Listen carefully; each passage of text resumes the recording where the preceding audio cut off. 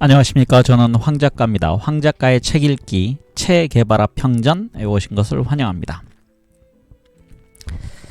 네, 이 책은 총 6부로 이어져 있는데요. 오늘은 그 제5부가 상당히 길게 되어 있습니다. 5부의 마지막 부분에 해당하는 것입니다. 제목은 타투 무간다로 되어 있습니다. 560쪽입니다. 우리 책의 이 부분을 읽어가도록 하겠습니다. 채는 새로운 투쟁의 장으로 벨기에령 콩고를 선택했다. 파트리스 쿠문바가 투쟁하다 목숨을 잃었던 곳, 그가 이곳을 선택한 이유는 소련과의 이해관계에 큰 비중을 두고 있던 피델의 입장을 고려했기 때문이기도 했다. 파트리스 루문바에 대한 설명을 읽어드리겠습니다. 제국주의에 대항하여 콩고를 아프리카의 베트남으로 만들고자 투쟁했던 인물, 1961년 1월 17일에 카탄카에서 암살당했다. 이렇게 되어 있습니다. 나는 참담한 현실을 더 읽어야 되겠네요. 이러한 결정의 배경에 대해 의아해하던 사람들은 뉴욕에서 열린 유엔 총회에서 채가 했던 긴 연설을 듣고 나서야 어느 정도 해답을 얻을 수 있었다. 나는 참담한 현실에 직면한 콩고 사태에 관심을 두지 않을 수 없습니다. 민중의 권리를 유린하고도 아주 뻔뻔하게 아무런 처벌도 받지 않는 나라는 현대사에서 콩고가 유일할 겁니다. 이 모든 시대의 직접적인 원인은 바로 콩고의 엄청난 부, 즉 자원이라고 할 수 있습니다.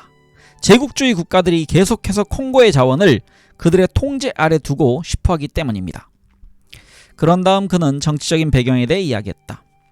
파트리스 루문바가 세계인들에게 심어준 희망을 여지없이 배반해버린 일을 어떻게 잊을 수 있단 말입니까?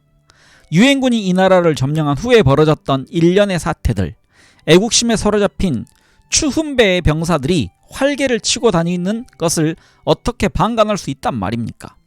애국이라는 명목으로 제국주의자들 사이의 세력 다툼을 이용 자신의 집권을 도모함으로써 유엔의 권위를 무시했던 사람이 바로 모이세 추훈배였습니다. 그는 벨기에의 후원을 등에 업고 카탄카에서 이탈하기 시작했습니다. 대표 여러분, 어떻게 우리가 그 사실을 잊을 수 있겠습니까?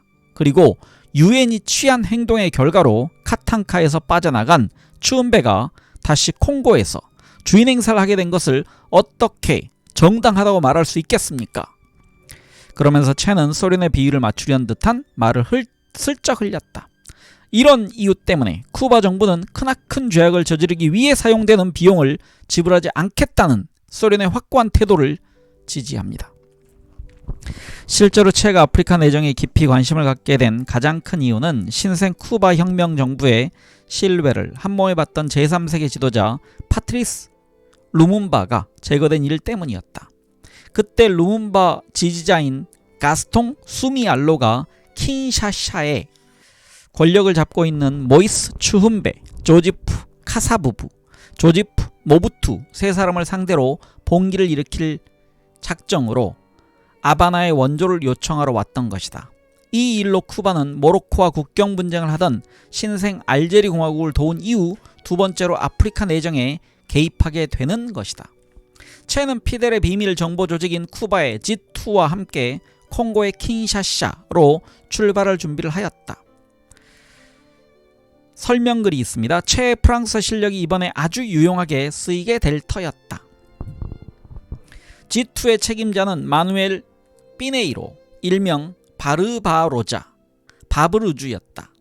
그는 1955년에 뉴욕에서 꽤 알려진 현대 무용가인 로르마 브루살과 결혼했다. 그녀는 아바나에 정착했고 지금도 아바나에서 계속 무용을 가르치고 있다. 마누엘 피네이로를 통하여 채는 좌파인 피에르 무엘레와 제국주의 세력을 등에 업은 모이스 추훈배 간의 전쟁에 대해 자세히 알게 되었다. 그리고 프랑스령 콩고의 전 대통령인 마셈바 데바를 만나 지원을 요청할 생각을 하고 있었다. 1965년 1월부터 군인들이 쿠바 칸델라리아의 피나르델리오 병영에 집결하였다. 약 5,000명가량 되었는데 모두 흑인이었다. 그들은 그 점을 의아해하면서도 한편으론 즐거워했다. 모두 흑인들이다 보니 한 번은 어이없는 일이 생기기도 했다. 그들이 차에 탈 준비를 하는데 어린 여자아이가 어머니의 팔을 잡아당기며 말하는 것이었다. 엄마, 저기 보세요. 흑인들 버스예요.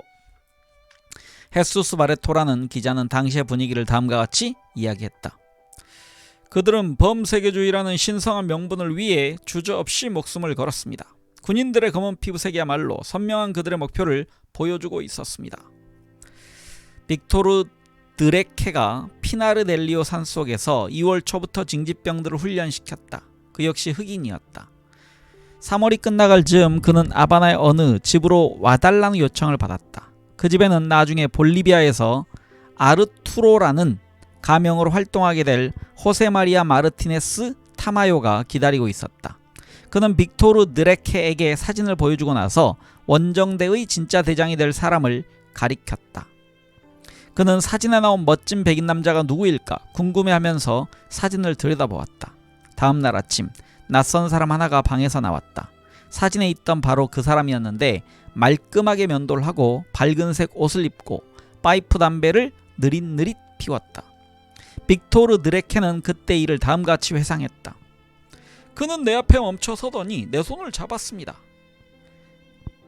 그러고 나서 타마요와도 악수를 했습니다. 우리는 그의 흉내낼 수 없는 목소리를 직접 듣고 그가 채라는 사실을 알고 나서 정말로 깜짝 놀랐습니다.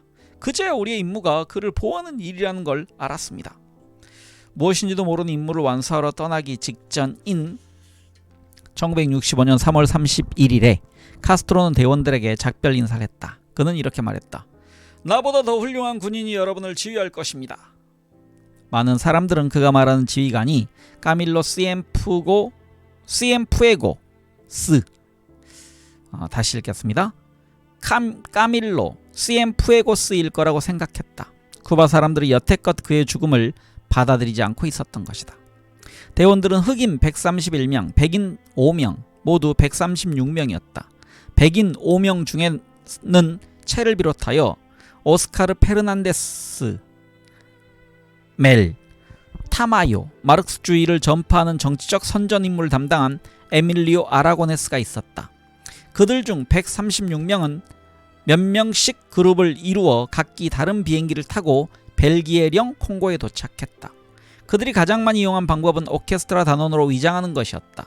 그럴듯한 사업가처럼 보이는 채는 따로 위장할 필요가 없었다. 모스크바로, 카이로로, 다르에스 살람으로 쉬지 않고 돌아다녔던 그는 언제나 떠날 준비가 되어 있는 사람이었다. 베니니오와 몇몇 사람이 한 그룹을 이루어 비행기를 타고 파리에 내렸다. 다르에스 살람에 도착한 대원들은 여러 곳에 나뉘어 잠을 잔 뒤 트럭을 타고 출발하여 사흘 후에 키고마에 도착하였다. 키고마는 탄자니아와 가까운 곳에 길쭉하게 자리 잡은 탕가니카 호수 근처에 있다. 거기에서 군복으로 갈아입은 그들은 처음으로 자신들의 진짜 지휘관을 보게 되었다. 검은 모자에 베이직색 옷을 입고 머리를 짧게 깎은 낯선 남자가 드레케와 타마요를 둘러싸고 있는 그들에게 다가와 한 사람 한 사람에게 쿠바 혁명 기간 동안 군에서 썼던 전시명이 무엇이었는지 물었다. 10사람에게 물어본 그는 마침내 자기소개를 하였다. 내 이름은 타투요. 스와힐리어로 3을 의미하지. 하지만 쿠바에선 모두들 나를 채라고 부르지. 사람들은 수염도 깎은 데다 올리브 그린색 옷도 입지 않아 그를 그제서야 알아보고는 놀랐고 기뻐 어쩔 줄 몰랐다. 드레케는 자신의 전시명이 반투족 말로 일을 뜻하는 모야라고 대답했다. 타마요의 가명은 이라는 뜻의 무빌리였다. 채는 너무 나서지 않도록 자신을 잡아주는 3이라는 숫자를 내심 흡족히 여겼다. 여행길에 오른 그들은 밤을 이용하여 작은 동력선을 타고 키고마를 떠났다. 동력선은 벨기에 용병들의 눈을 피하기 위해 이리저리 돌아서 6시간 이상을 달렸다. 그리고 마침내 5월 첫 새벽에 콩고 킨샤샤에 정박했다. 콩고 사람들은 호수가 바라보이는 낭떠러지 아래 키만바강 기슭에 채가 지낼 산막을 집으로 만들어 놓았다. 일찍이 멕시코의 화산을 올라다녔던 그는 이내 1200m나 되는 꼭대기까지 날듯이 올랐고 거기에다 은신처를 만들었다. 본부 기지는 해발 600m 지점 숲이 울창한 산 위에 설치했다. 그야말로 난공불락의 요새라 할 만했다. 5월 22일 오스마니 시엠푸에고스가 키고마에 도착한 34명의 대원들 중에서 17명을 데리고 나타났다. 의사 3사람을 포함해 39명으로 이루어진 제4그룹과 마지막 그룹은 벤데라 요새를 공격하기 바로 전인 6월 24일 도착했다. 이렇게 해서 쿠바인 전체 유효 병력은 410명이 되었다. 하지만 대원들은 추은배 군대의 추격을 피하기 위해 끊임없이 이동해야 했다. 쿠바인들은 차츰 정글의 생리를 알게 되었다. 덩치 큰 맹수들이 많지 않은 대신 오히려 뱀이 득실거렸는데 그 중에는 독사들도 심심찮게 있었다. 쿠바에서 뱀을 별로 보지 못한 그들에게는 새로운 위협거리가 아닐 수 없었다. 가끔 코끼리떼를 만나곤 했는데 채는 코끼리떼가 유용하다는 사실을 재빨리 간파했다. 밀림 속에 길을 내는 데는 코끼리떼가 최고였다. 그리고 원숭이들이 셀 수 없이 많았다. 그들은 가끔 마니옥 뿌리가 넉넉지 않을 때는 원숭이를 잡아먹기도 했다. 꼭 지켜야 할 몇 가지 주의사항이 있었는데 특히 이윰바스라고 부르는 산막 안에서는 절대로 담배를 피워서는 안 되었다. 한 번은 누군가가 이 규칙을 어기는 바람에 벽토로 지은 산막이 모두 불에 타고 문서와 사진이 들어있는 귀중한 자료들이 고스란히 재로 변했다. 한술 더 떠 적들에게 은신처를 노출한 꼴이 되어 적들의 추격을 받기까지 했다. 이 일로 채는 불같이 화를 냈다. 반구는 호수 최북단에 위치한 작은 마을 유비라에서 키부 산맥 서쪽에 있는 칼리마까지 세를 확장해가고 있었다. 대부분이 문맹인 주민들은 부족별로 이곳에 다시 모여 살았다. 각 부족마다 고유의 복장과 신앙이 있었고 추장과 제사장이 절대 권력자였다. 1965년 1년간은 유능한 게릴라를 길러내는 일에 주력할 셈이었다. 게릴라를 길러내는 것이 쿠바인들이 아프리카에 온 첫째 목표였다. 그렇게 해서 콩고인 2,000명 이상이 훈련을 받았다. 채는 자신이 정해놓은 원칙에 충실하였는데 그의 첫째 원칙은 훈련, 둘째는 경험이었다. 원주민들에게 전투를 하는 법, 덫을 놓는 법, 후퇴하는 법을 가르쳤다. 자신이 시에라 마에스트라에서 체득했던 것들을 전부 그들에게 가르치고자 했다. 그는 혁명 이론을 가르치면서도 자신도 15살짜리 프레디 올랑가로부터 스와힐리어를 배웠다. 프레디 올랑가는 나중에 아바나에서 신경외과 의사가 되었다. 채는 프레디의 머리가 뛰어난 것을 알고 이런 제안을 했다. 내가 나에게 너희 나라 말을 가르쳐주면 나는 스페인어를 가르쳐주마. 그들은 그때 프랑스어로 대화를 주고받았다. 프레디는 당시를 이렇게 회상했다. 그때 나는 채가 어떤 사람인지 잘 몰랐습니다. 그는 내게 자신의 산막에서 같이 지내자고 했습니다. 그는 땅바닥에 나뭇잎을 깔고 자고 동이틀 무렵에 일어나서 설탕을 넣지 않은 차를 마셨습니다. 그러고는 내게 자, 호숫가에 가자고 말했습니다. 우리는 길을 따라 호숫가로 내려왔습니다. 그는 그런 식으로 몸을 단련했습니다. 그는 늘 건강한 모습이었습니다. 그가 환자들을 돌보았기 때문에 사람들은 그를 타투 무간다라고 불렀습니다. 무간다는 스와힐리어로 고통을 덜어주는 사람이라는 뜻이지요. 알베르토 그라나도와 볼리비아 게릴라의 아들로서 아바나에서 살고 있던 인티 페레도와 함께 우리는 채의 도시인 산타클라라를 찾았다. 산타클라라 사람들은 이제는 전설이 된 채에 관한 이야기를 하고 또 했다. 그들은 팔에 띠를 두르고 손에 총을 들고 있는 모습에 거대한 청동상도 세웠다. 청동상의 얼굴은 특유의 신비로운 미소로 빛나고 있었다. 라스비아스 주의 수도에는 콩고 전투에 참여했던 게릴라들 중 많은 사람들이 남아 있었다. 그들 중 3사람이 이른바 채 게바라 커넥션에 소집되어 우리를 기다리고 있었다. 3사람은 차리노라고 부르는 연대장 마르틴 시바스, 부관인 마누엘 메디나와 루이스 몬테아우도 알테라였다. 그들은 콩고에서 배운 서툰 프랑스어를 사용해 말을 꺼냈다. 쿠바에서 말문을 틀 때 애용하는 럼주가 담긴 병의 뚜껑을 우리는 서둘러 열었다. 연대장은 말했다. 채는 우리에게 빨리 말하는 법과 핵심에 접근하는 법을 가르쳐 주었습니다. 빈둥거리는 모습을 끔찍히 싫어했던 그는 우리가 그곳 생활을 잘할 수 있도록 프랑스어를 가르쳐 주었습니다. 그리고 우리에게 우리가 가르치는 아프리카 사람들을 이해하도록 노력하라고 했습니다. 우리는 지금 문화적으로 다른 지역에 와 있고 우리들 스스로가 한 걸음 앞으로 나아가 그들의 관습을 더 잘 이해하려고 해야 한다는 점을 역설했습니다. 그는 가능한 한 우리를 하나가 되게 하려고 무진내를 썼습니다. 그리고 아프리카 사람들이 우리를 높이 평가하고 존중해서 하루빨리 우리의 말에 귀를 기울여 발전하게 되기를 원했습니다. 처음에는 그들의 음식이 입에 맞지 않았습니다. 얼마 지나자 그들의 음식에 익숙해졌고 그들 역시 그랬습니다. 쿠바식 요리를 계속 먹게 했기 때문입니다. 채는 모두가 함께 나누어야 한다는 생각을 항상 가지고 있었습니다. 우유가 바닥에 조금 남아 둘이나 셋으로 나눌 수 없을 때는 커피, 준비실로 보내 모두가 먹을 수 있도록 했습니다. 그는 늘 이런 식이었습니다. 그는 자신이 알고 있는 채에 대해 한마디로 이렇게 표현했다. 먼저 희생하면 결국은 이익을 얻는다. 이번에는 메디나가 입을 열었다. 나는 1965년 3월 25일 25살 생일날에 떠날 준비를 하고 있어야 한다는 사실을 깨달았습니다. 아내에게 멀리 떠나야 하는데 언제 돌아올지는 기약할 수 없다고 말했습니다. 채는 말이 없는 사람이었습니다. 그는 늘 작은 일기장을 가지고 다녔습니다. 이미 많은 아프리카 사람들을 훈련시킨 채는 어느 날 카탄카라는 마을에 있는 병영을 공격하기로 결정했습니다. 캄비강에 있는 철교를 폭파하고 수력발전소도 공격할 계획을 세웠습니다.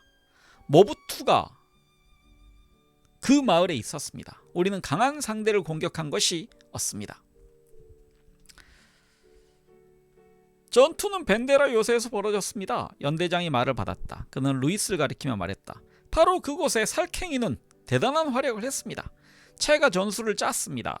왼쪽 측면은 이스라엘 레이에스 살레스가 맡기로 했습니다. 그는 나중에 볼리비아에서 총에 맞아 죽었지요. 우리는 6월 30일 D-Day로 다시 읽겠습니다. 우리는 6월 30일을 D-Day로 잡았습니다. 그날이 국경일이었기 때문이지요. 채는 언덕 위에서 쌍안경으로 접전을 지켜보았습니다. 그의 곁에는 기병 전령이 대기하고 있었는데 필요하면 언제든 뛰어나갈 태세였지요. 새벽 5시에 공격을 개시했어요. 군인들은 축제라 엉망으로 술에 취해 있었습니다. 전투는 이틀 밤낮이나 계속되었어요. 우리 쪽에서 한 차례 발포하면 상대는 100번을 응사했습니다. 그 때문에 우리 쪽 사람 4명이 죽었어요. 그때 살쾡이의 눈이 총을 빼들었습니다. 1965년 6월 30일 새벽에 벌어진 전투에서 알베르토 베니뇨는 하마터면 목숨을 잃을 뻔했다. 루림바에서 알베르빌로 돌아오는 길에 위치한 요새 마을 벤데라 요새는 킴비강에 세운 수력발전소를 방어하는 역할을 했다. 요새는 참호까지 파놓아 더욱 공고한 방어 체계를 갖추고 있었다. 공격하기 전에 아주 피상적으로만 그 지역을 탐사했을 뿐이었다. 요새에는 소형 비행기가 뜨고 내릴 수 있는 활주로가 있으며 500명에서 700명 정도를 수용할 수 있는 시설이다 라고 채는 자세히 설명한 적이 있다. 다음에 할 일은 계획을 세우는 것이었다. 쉬린이 이끄는 소대가 수력발전 터빈에 물을 공급하는 이동대를 공격한다. 아지중이가 지휘하는 소대는 산에서 가장 가까운 진지를 공격한다. 아지마중이의 소대가 중앙으로 침투해 공항을 점령하고 계속 진격하여 아지중이 합류한다. 마푸중이는 루림바로 통하는 길을 차단한다. 그리고 75mm 포와 중무기로 무장한 이네 피카루소 중위와 함께 알베르빌 근접지에 가장 견고한 진지를 구축한다. 사령부는 킴비강의 반대쪽 기슭 산의 첫 지맥 위에 자리 잡는다. 그리고 모화와 문단디 가로열고 루안다인 지휘관인 문단디가 사령부를 지킨다. 이 계획에는 몇 가지 심각한 결함이 있었다. 우선 전혀 알지 못한 지역까지 위험을 무릅쓰고 들어가야 한다는 것. 그리고 알베르빌로 가는 길에는 여기저기 복병이 매복해 있는 데다가 산으로 둘러싸여 있는 요새에는 벨기에, 아일랜드, 프랑스의 용병들이 지키고 있다는 것이다. 크고 강력한 요새였다라고 베니뇨는 회상한다. 베니뇨는 그 당시 이내 안수리네와 함께 마을에 들어와 있는 공마당에 들어가 부대의 정확한 위치를 염탐하는 임무를 맡았었다. 3명의 쿠바인은 다시 길을 떠났다. 아내와 안수리네는 왼쪽으로, 베니뇨는 오른쪽으로 갔다. 요새에 있던 사수가 베니뇨의 2 동료를 간단하게 죽여버렸다. 베니뇨는 풀숲에 몸을 숨기고 잔뜩 엎드린 채로 기어갔다. 그런 다음에 이 일이 점점 어려워졌습니다. 진지 공격을 시도했지만 600명의 아프리카인이 우리 곁을 떠났습니다. 우리식으로 말하자면 우리는 이제 200명 뿐이었습니다. 그런데도 남아있는 아프리카 사람들은 우리가 요새를 점령하게 되리라고 굳게 믿고 있었습니다. 대령으로 전역한 베니뇨가 회상했다. 이번에는 아지가 말했다. 르완다 사람들이 쓰는 말은 스와힐리어하고는 다릅니다. 그들과 의사소통을 하려면 아주 복잡했습니다.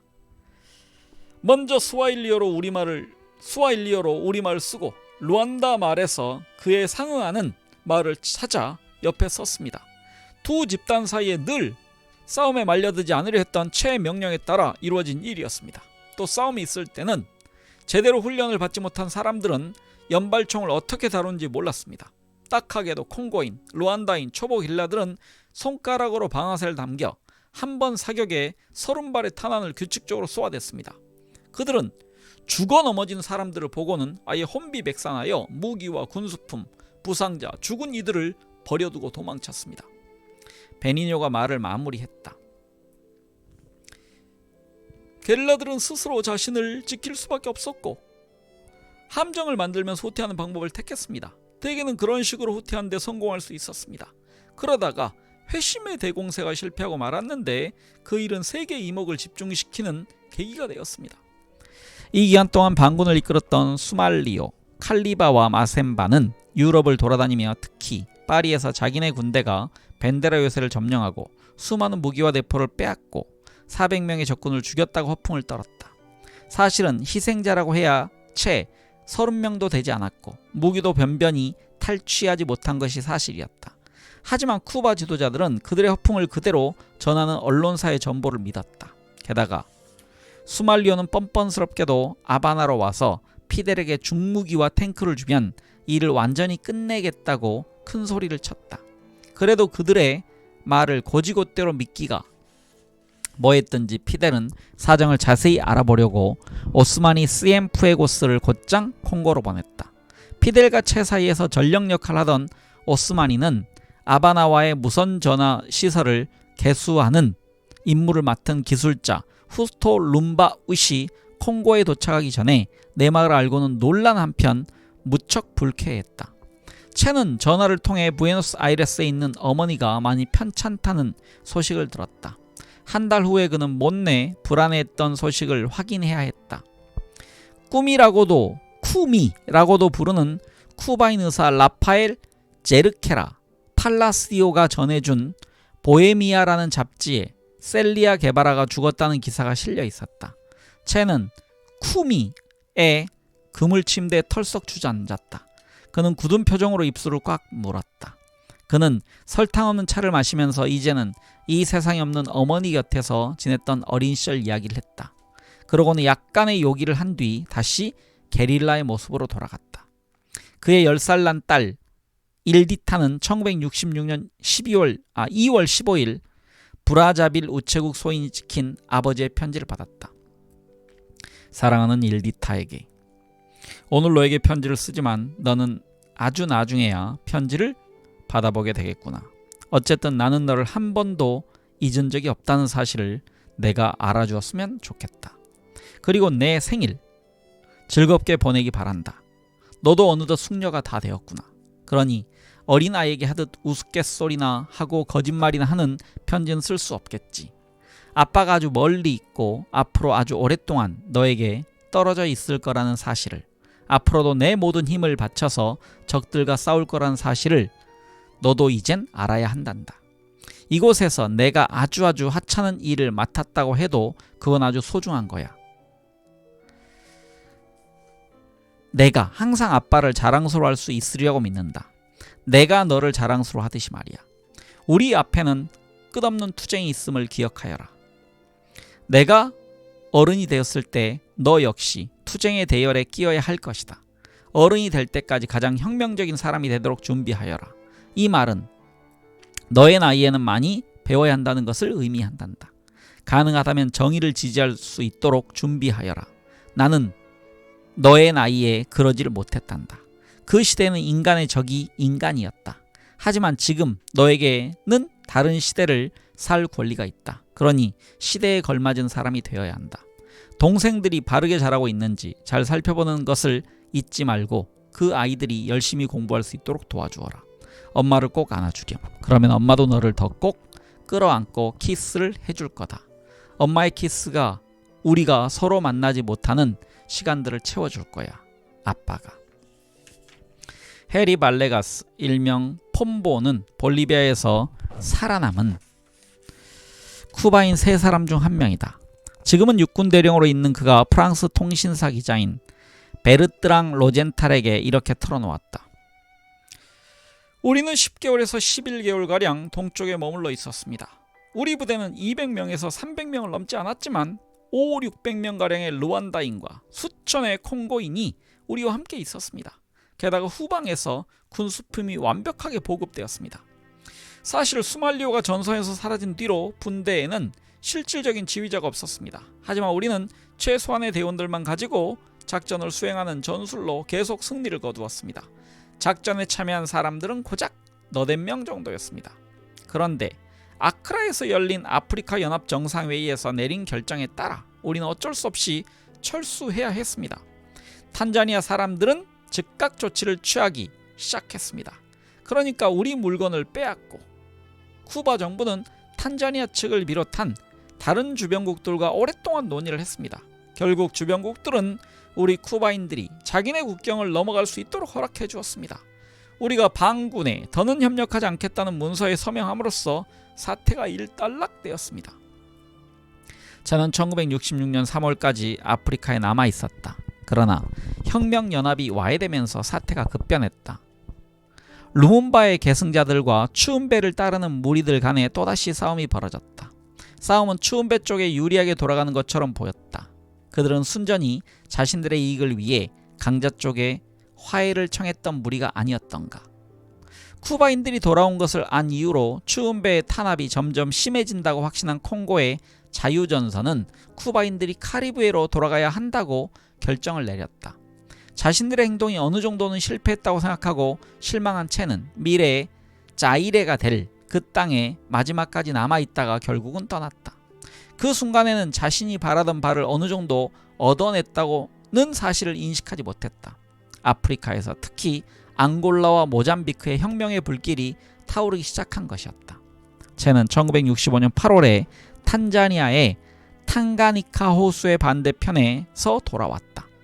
거기에서 그는 위니 만델라에게 자신이 쓴 편지를 맡기면서 감옥에 있는 그녀의 남편 넬슨 만델라에게 편지를 전해달라고 부탁했다. 쟤는 롤리할라 할라 가로 열고 코사오로 선동가라는 뜻의 별명이 붙은 넬슨 만델라가 1963년에 4시간에 걸쳐서 했던 인종차별 정책에 대한 비난 연설에 감명을 받았었다. 만델라는 그 연설을 한 후에 종신형을 선고받았다. 그리고 그로부터 27년이 지난 1990년에야 감옥에서 나올 수 있었다. 쟤는 탄자니아에 머무는 동안 후에 앙골라 대통령이 되는 아고스티노 네토와 그 당시 그의 동지였던 홀덴 로베르토와 사빈비를 만났다. 그들도 혁명운동을 준비하고 있었다. 비밀스러운 회합은 부룬디 근처의 밀림지대에 있는 마을에서 이루어졌다. 아메드 벤 벨라는 나중에 체가 아프리카에서 했던 일에 대해 이렇게 썼다. 그가 콩고 브라자빌에 갔을 때 나는 그에게 전용 비행기를 내줬는데 그가 거절했다. 나는 그가 검은 대륙 아프리카에 돌아올 때마다 그를 만났다. 그리고 우리는 오랜 시간 동안 토론을 하고 서로의 생각을 주고받았다. 그는 매번 대륙의 풍요로운 문화에 감명을 받았지만 그가 찾아갔던 마르크스주의자들에 대해서는 전혀 만족하지 못했다. 그는 그들의 견해를 몹시 못마땅했다. 카빈다에서 겪었던 일, 스탠리빌 바깥 지역에서 연이어 경험한 일들 때문에 그는 몹시 실망했다. 결국 그는 일정한 혁명적 현실에 부응하기 위해 외부에서 들어온 사람이 행동하는 데에는 몇 가지 현실적인 어려움이 있다는 점을 깨달았다.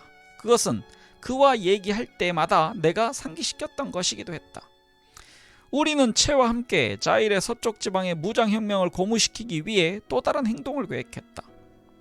니에레레, 나세르, 모디보 케이타, 누쿠르마, 케냐타, 세쿠투레와 의기투합하여 알제리는 이집트를 통해 무기를 보내고 분담금을 내놓았다. 그런가 하면 우간다와 말리는 군대의 간부들을 공급하는 일을 맡았다.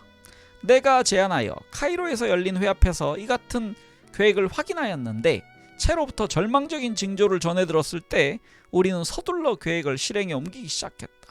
하지만 그렇게 애를 썼지만 불행하게도 우리의 행동은 너무 늦은 것이었다. 어느 날 채가 내게 말했다. 아메드, 우리는 심한 타격을 입었네. 빌라 수니니에서 훈련을 받은 사람들은 국경을 오가다가 체포되었지. 그게 어느 나라였는지는 지금 기억나지 않아. 나는 그들이 고문을 견디지 못하고 다 말해버리지 않을지 정말 걱정스럽다네. 그는 많이 불안해했고 비밀리에 무장투쟁을 준비하고 있는 장소에 대한 정보가 새어 나가지 않을지, 무장혁명을 지원하기 위해 남아메리카에 만든 수출입회사의 정체가 탄로나진 않을지 몹시 두려워했다. 1965년 6월 19일 군사 쿠데타가 일어나자 채는 알제를 떠났다. 그 후 나도 요주 인물이 되었다. 스위스에 머물고 있던 벤 벨라는 우리에게 다음과 같이 단언했다. 채는 혁명운동을 한 차원 높였습니다. 강하고 신선한 바람 같았지요. 그에게는 뭔가 다른 어떤 것, 완전한 단순함이 있었습니다. 그건 의식과 믿음을 가지고 있는 훌륭한 인간에게서 발산되는 것입니다. 나는 그에게 완전 무결한 인간의 모습을 보았습니다. 나는 총에 맞아 죽은 비쩍 마른 채의 작은 사진, 내면에서 뿜어나오는 빛으로 환해진 그의 얼굴이 담긴 사진 한 장을 잡지에서 오려내어 간직했습니다. 감옥에 있었던 15년 내내 그 사진이 음산했던 내 삶에 희망을 불어넣어 주었습니다. 네, 이상으로 제가 580쪽까지 읽기를 마쳤고 이게 제5부가 끝났습니다. 이제 이 책의 마지막 부분에 해당하는 제6부를 다음 시간부터 읽어나가겠습니다. 6부의 제목은 볼리비아의 계략으로 되어 있습니다. 이제 체게바라가 마지막 임종을 맞는 볼리비아로 왜 갔고 거기서 어떤 게릴라 활동을 했는지가 다음 부에 쓰여져 있습니다. 네, 함께 책 읽게 해주신 많은 분들 감사드립니다. 편안한 하루 보내시기 바랍니다. 저는 황 작가였습니다.